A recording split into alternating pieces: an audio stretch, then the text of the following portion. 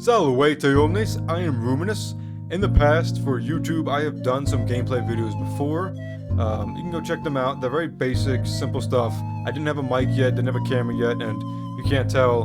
I mean, I fixed most of the grain. I'm still a little overexposed, although that is mostly my window on the left side of my face, depending on which way you're looking. Anyway, so this, I didn't have time to continue the gameplay videos. I didn't have time to continue to edit the videos. I didn't really have a lot of the equipment yet. I didn't have the space, but now that I do, moved halfway across the country, 4,800 miles. I did the trip 3 times. I do not, under any circumstances, suggest you do that. It was miserable. I'm dead inside. You think I'm joking? I'm not. I hated Kansas. Kansas was miserable. Literally, just flat, just absolutely flat nothingness, driving through miserable nothingness. Anyway, so, now that I do have more time and I have space and I have some of the equipment, you know, the webcam, I think some of the settings may not be optimal, but most of the videos are not going to be like this. Most of the videos are going to have gameplay because I'm going to go over an analysis of game development. I have made my own game. In that time, I had a lot of projects going on, so I was making the gameplay videos, and part of the reason I was making the gameplay videos is because we're going through a bunch of past games, and I was playing games that I liked and games that I didn't like, so I could see what worked and what didn't. And so this is not a gameplay development vlog, this is a gameplay development, like, academic course. I'm going over what makes games fun, what makes them engaging, what makes them work, what pieces them together. This is not about my game, this is about games in general. So this roughly 20-part series will review the development and overall creation of games. I had written 2 books, but I had another story I wanted to tell, and I've always wanted to make a game. So this is more of an academic pursuit. I had notebooks full of games that I played, from Sonic the Hedgehog to F-Zero, from Atari all the way to PS4 with Horizon Zero Dawn, and I reviewed every aspect of it. It was an academic pursuit. I was looking at what was fun, what was frustrating, what was challenging, what was boring, what was annoying, and I looked at what was fun to me. Was it fun in general? Was it a good idea? Was it implemented well, and could it be improved? Those are kind of the aspects that I all looked at. So when I decided to do this analysis, I wanted to focus on multiple avenues, primarily how games and players interact. I wanted to do a more academic analysis with plenty of research so that I could understand the best way to consider designing a game. I looked at every genre, every hit, every saga, every failure to see the highs and lows of the industry. In order to understand how games should be designed, all facets need to be surveyed, even those outside of the genre of the intended game. I want to give a little pre-warning. This is not going to go over any programming. It's not going to go over, here's how to make assets, here's how to do this, here's how to, like, there are some people who do that, especially if you're doing Blender. The Blender Guru, fantastic, wonderful dude, great, love him. Go watch him if you're looking things in Blender for 3D. Programming, there's Python, there's C++, there's C#, all these things. What you want to do is up to you, and I am in no way, shape, or form telling you what the best programs are to use for that. I can tell you what I do, but this is going to go over how to plan for the game, how to create the foundation so that when you start programming, you have a direction and you know that it's at least a good foundation. So, as I mentioned before, I looked at every genre, I looked at different things, I looked at from the past all the way to the present. When I taught, I used to be a teacher, I implemented various different teaching techniques from different subjects. I was certified in Latin, math, and science, particularly physics was my major area. And I integrated how to teach each subject, because math is also a language. As much as people may not want to believe it, math, it has very particular ways how you communicate, how you arrange sentences, how you put all these things in there, and it equals something, all the good stuff. But physics was a little different. Physics was much more exposition. I would show students. I would push something and say, why did it stop? It stopped because of friction. Okay, but what about when things swing across the ceiling? There's still friction. And that's a lot more exhibition than it is textbook. And I included all these different things because it helped improve my lessons and that they didn't become stagnant and boring, kind of like this video will be, because this video won't have any real gameplay, unfortunately. All other videos will, but this one won't, just because it's mostly me just giving an introduction, the preamble. But when I taught, all the disciplines are interrelated. Physics, chemistry, biology, ecology are all interrelated.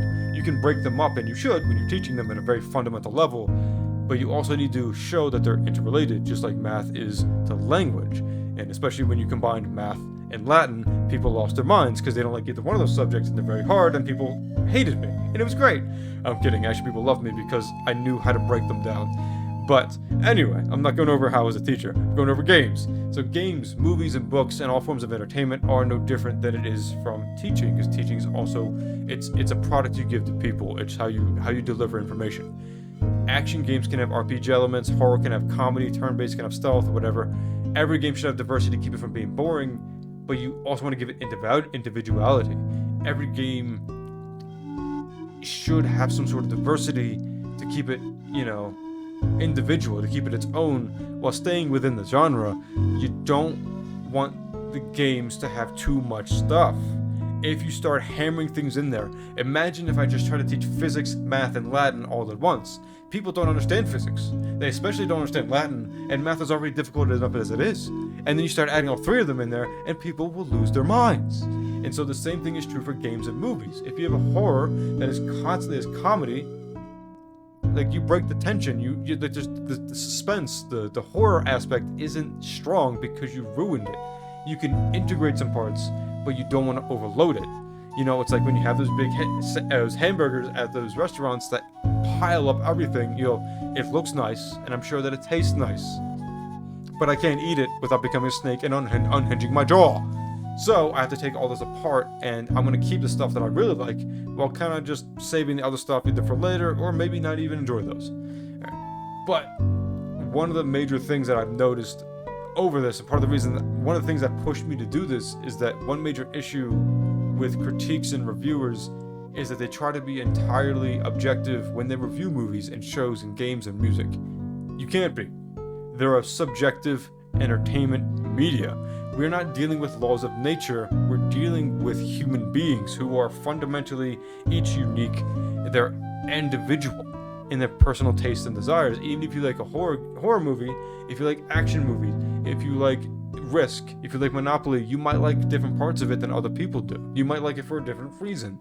So every game, it's when you make these things, even a group of people who enjoy action games may disagree that a particular game is good or fun based on their personal tastes and desires. So you can't be entirely objective. You have to be subjective as well, especially since I'm doing an analysis. I am not just doing a review of a game. I'm doing a review of game creation, of development, of planning. You have to have an analysis. So you need to include all those other aspects as well. So I will do my best to do an analysis where every angle of the situation is considered. The financial aspect must also be considered as well. Games are a multi-billion-dollar industry now. Projects get profit. Companies want profit. Uncharted 2 cost like $25 million to make. They wanted money back. They wanted more money back than they put in. And especially since if you're a business, you want to put money in and get more back than you spent, because then you can then put that money into a new project. And then eventually you might be able to split up into two projects, which a lot of companies do. Once game companies get big enough and they're successful enough, they split up into different teams. So you need to look at that as well. And that's why when you look at things and go, well, why didn't they add this, or they cut this, or this wasn't in there just as much? I mean, they take time. And especially these AAA games with the great graphics and the very tight controls, it costs a lot of money to do all that. You have people with specific jobs who are to watch the mouth, who are to program certain bosses. You have a team of 3 to 4 people on a single boss. That is, because that's what it takes for the programming to make sure everything works right. So, to give an idea, when I went through this, I spent a year going over the foundation with the script, the dialogue, the translations, and the world building. And imagine someone in a business where they paid someone, let's just say $60,000 a year. You paid them $60,000 to create the story, the script, the translations, all that good stuff. That's not even really a part of the game. That's a book. That's basically what you paid them $6,000 to write a book. That's nothing. That's just one part of it. So when games are missing sections or they're short, there's a financial reason for it. This is no excuse for a broken or incomplete game. However, if things are hollow, if they are rushed, if parts of it don't work, you have failed.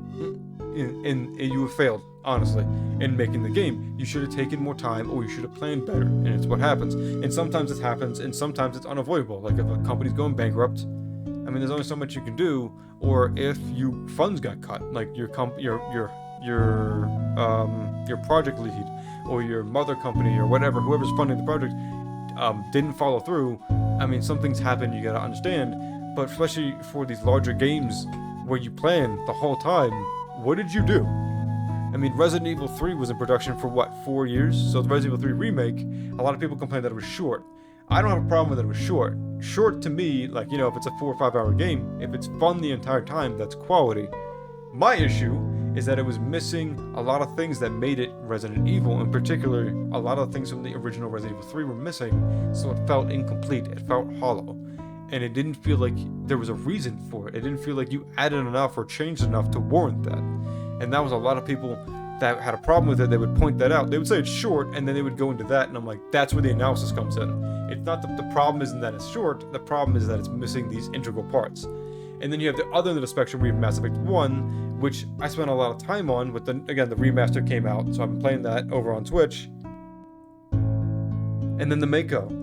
And a lot of these planets that you explore, a lot of the open world aspects of the game are boring, because there's nothing there. The copy and paste, you do the same thing. There's nothing really interesting that happens there outside of a very few of them. But let's say of the 15 planets that you explore, and I think it's around 15, 20, I mean, it's just bleak open moon. There's nothing interesting there. You don't find anything, and it eats at your time, and it's just kind of boring. You have the two ends of the spectrum, but they have the same problem, that they're empty, they're incomplete, there's not enough there, and you shouldn't have had them in there. So for the Resident Evil 3, you obviously need to include some parts. Of Mass Effect 1, you need to cut some parts out because it wasn't fully done. The ultimate goal was to break down the key aspects of gaming and to give a final conclusion of general tips for game development and game design and game planning. Despite what any expert professional may say, there is no law or rule for entertainment or media.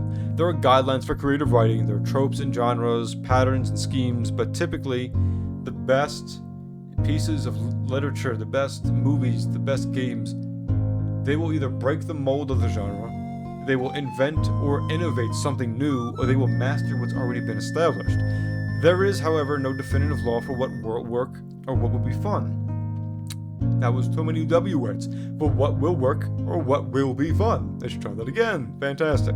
Alright, these videos will follow a similar pattern and flow for each topic.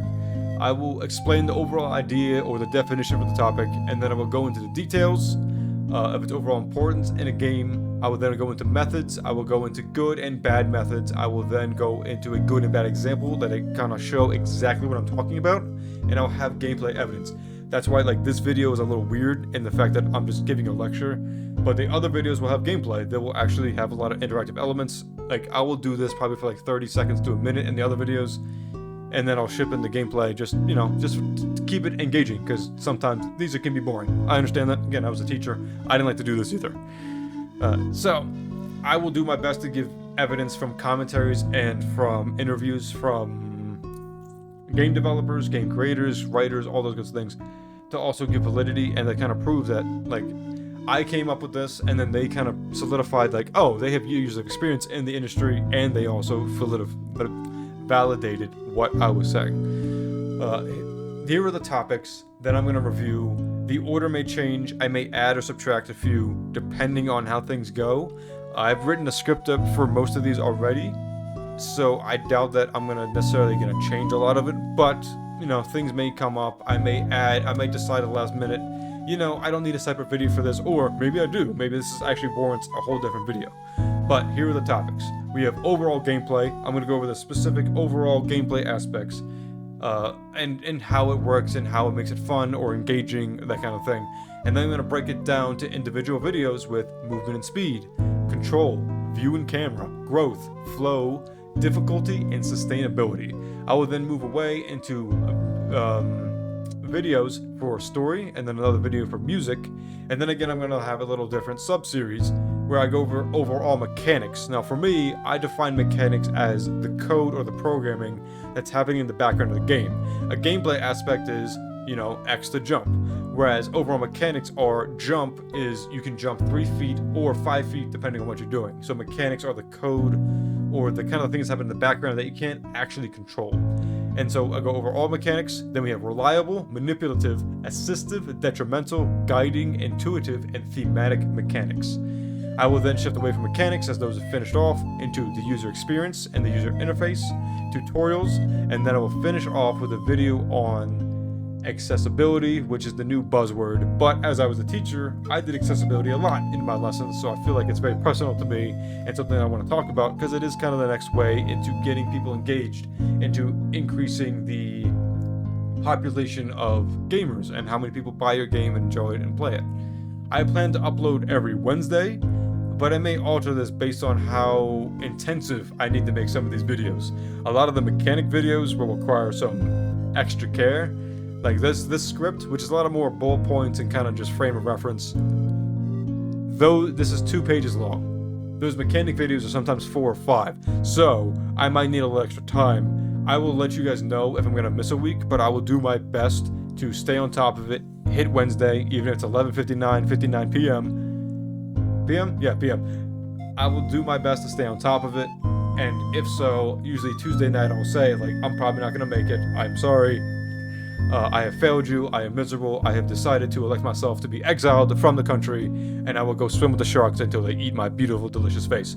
So, and you guys can do with that as you will, but I will more than likely either post later on in the week when I finish it, or when I'm thinking probably what I might actually do is just do a double drop on one Wednesday. So I'll Tuesday before I'll say, I failed you, I'm miserable, I'm a worthless human being, and the next Wednesday you'll get 2 videos to kind of make up for it.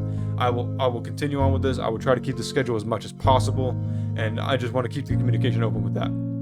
But as far as that goes, that's pretty much it. I don't have a lot of other time because I work 2 jobs.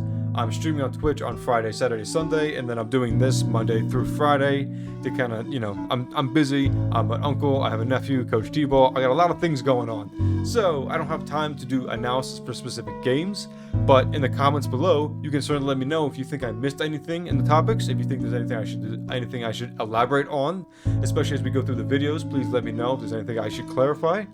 But other than that, thanks for watching.